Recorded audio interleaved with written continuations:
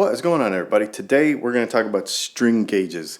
I've been kind of experimenting with them a little bit more here, and I used to be just like all 10s on everything, and or on the acoustic stuff, all 13s on everything.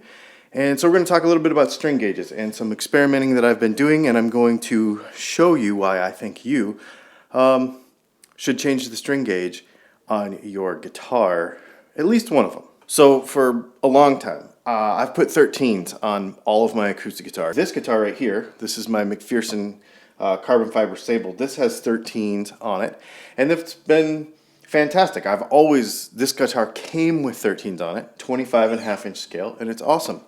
Now, I was going to put 13s on this guitar because this is the Gibson G-Bird with the G hole in the side right there, and it actually came with 12s on it. And this is a 24/7/5 scale, so they feel completely differently.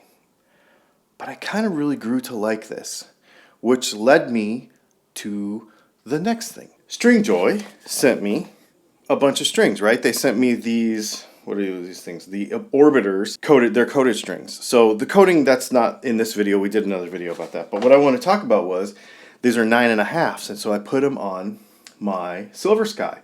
25.5-inch scale, 9.5, what are they? Let's see. 9.5, 13, 16, 26, 34, 46. So usually a 10 is what? 10, 13, 17, 26, 36, 46. So some of the string gauges are the same, some of them are not, a little bit lighter. How was I going to feel about that? I don't know, it's kind of weird. Then over here, we've got this Kramer with the Floyd on it, and it's got 9s on it. This guitar's got 10s on it. This guitar's got 10s on it. Oh, actually, this guitar has 9.5s because it has that same set on it. And this guitar has 10s on it. So how can you adjust between all of these things? We're going to talk about a couple of the particulars of it first, and then I'm going to show you an experiment. So first of all, we're going to talk about scale length. Scale length is the length of the guitar from the nut to the saddle. Okay? This guitar is 25.5 inches. Most Fender style guitars, this is like a T style, are 25.5 inches. This guitar is 25.5. This guitar is 25.5. This guitar is 25.5. My McPherson Sable is 25.5. But then there's another scale length also, and that is your Gibson style scale length, which is 24/7/5, 24 3/4 inches. So this guitar that one of my viewers built me, which is modeled after a Gibson, is 24/7/5, and then my Gibson acoustic is 24/7/5. So what difference does that make to string tension? Well, the longer the scale length, the tighter you have to pull the string to get it to a certain pitch. So if we're going to tune this string to E, like it's supposed to be, we have to stretch it harder the longer we have to go. So if your Fender scale length is longer, which it is, 25.5, you have to stretch it harder to get it to this same pitch. So the long and the short of it is, a shorter scale length is going to feel squishier, slinkier, easier to bend than a longer scale length tuned to the same pitch. So for most people, they'll either read on the internet, in a forum or whatever, that, it's easier to put X amount of gauge of strings on a particular scale length, or they'll just choose one, because that's how their guitar came. Like most of these guitars, most new Fenders will come, like Squires and stuff, will come with 9s on them. Actually, most of them will, because they want that longer scale length to feel squishier and easier to play.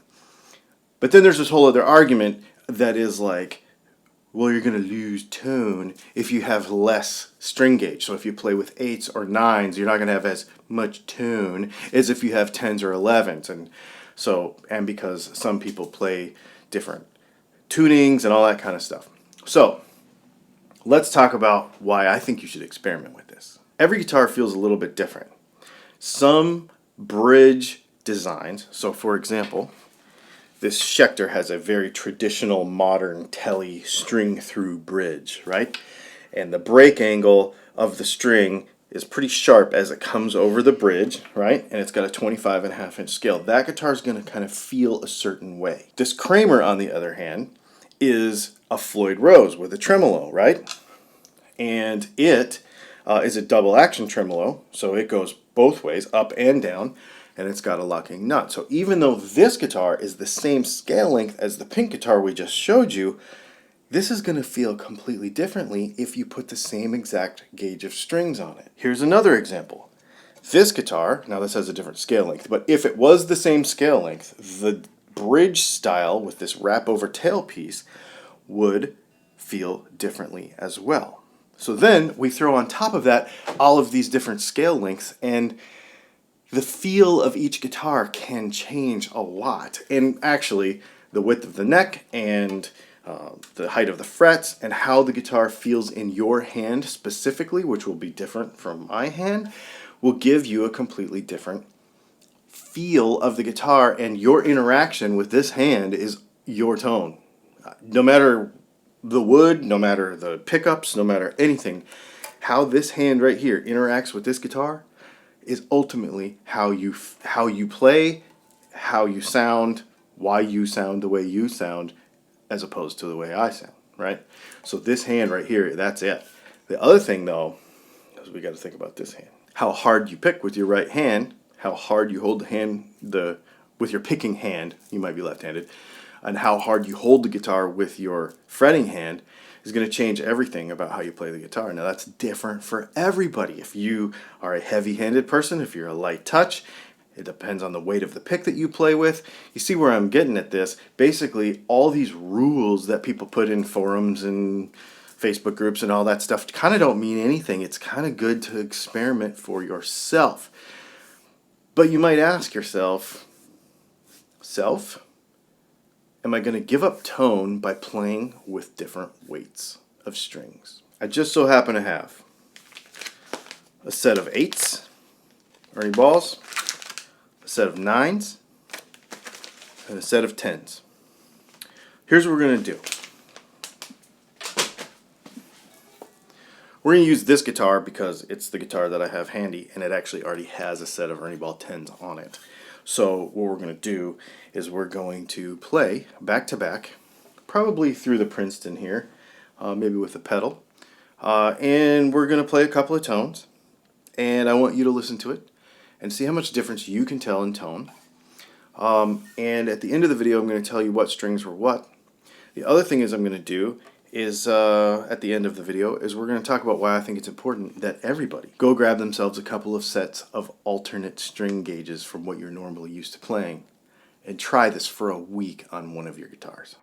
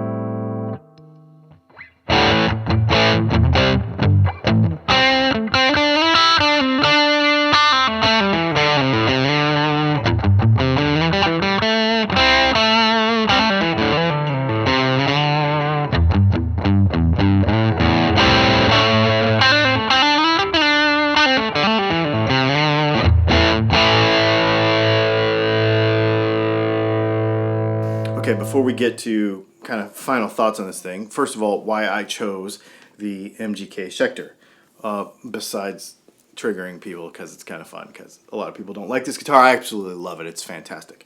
But there's a couple reasons. One, it's got locking tuners and it's a string through body.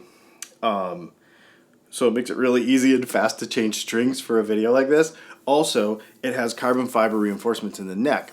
So one of the things that can happen when you change string gauges drastically, and I would say 8's to 10's is drastic enough, that in some guitars, it's going to change the amount of tension on the neck, which is going to change the amount of neck relief that you have, and you might get a little buzzy. You might need to make a little eighth of a turn adjustment on your truss rod when you change string tension that much. Okay, so let's talk about the tone. So it's interesting. I listened to all three before making this part of the video, and you can hear a little bit of difference, but the biggest thing is not so much in how the guitar sounds, because it sounds pretty similar across all three sets of strings. It's how you have to play the guitar to get that sound. So it affects how you hold the strings, how hard you pick.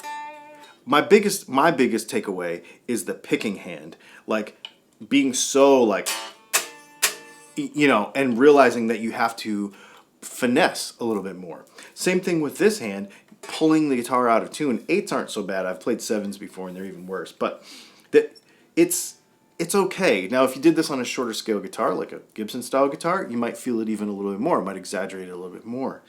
But what I've found is after a few minutes of playing, you sort of start to compensate for it. The biggest self-discipline of it all is to not pick too hard, in my opinion, and squeeze too hard. And if you can, it's almost like if you tried this, and this is why I encourage people to try it, and do it for like, take a guitar that maybe is not super important, maybe it's a number 2 or a number 3, if this is available to you, if you have this available, and put a light set of strings on it for a month, you know, a week or a month, and just play that guitar. You know, it's not your number 1, but play that guitar for a little bit. It will teach your hands a lighter touch. It will teach you a little bit more dynamic, and it will change how you handle the guitar. It's very interesting.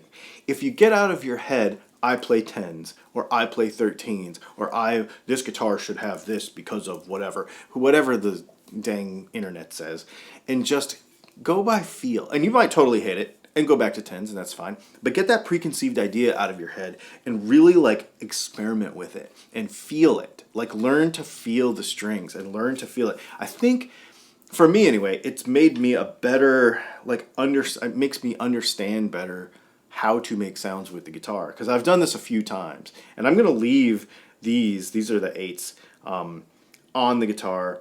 I'm going to leave them on this guitar for a while because it's really, really cool to feel that. Okay, now let's talk about the order in which we did this.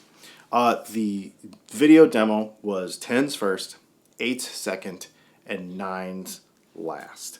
I edited them out of order so that I could leave the 8's on the guitar. I actually played the 8's last, but in the video it's 10, 8, 9, like that.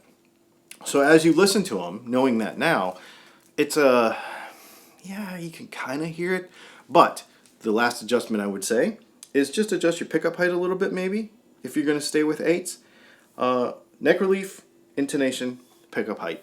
Check those things, probably be fine. Just a little tweak here and there, but I think then you can make up for if there is a perceived volume loss, because people are going to say this, well, there's less magnetic, blah, blah, blah, blah, blah. Don't worry about any of that stuff. Just play the guitar. I think your hands and what you do with the guitar are way more important than any of that. And if you feel that is true on your guitar, because every guitar is different, don't want to make a judgment about every guitar setup, so maybe you want to take a little tweak on your pickup height to make up for those smaller strings on your particular setup. Pretty interesting.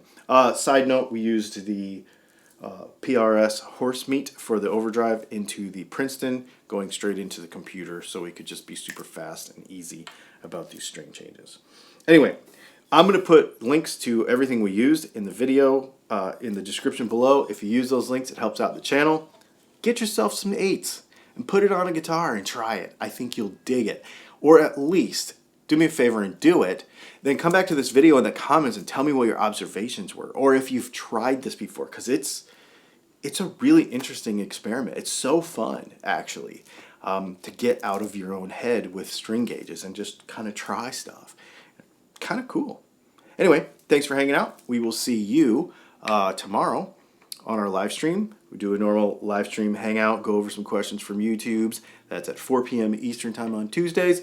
We got news on Wednesdays. We got a live stream with Leslie on Thursdays. We got all kinds of crazy stuff, and we're making a bunch of pickups right now because we are slammed. So it's pretty awesome.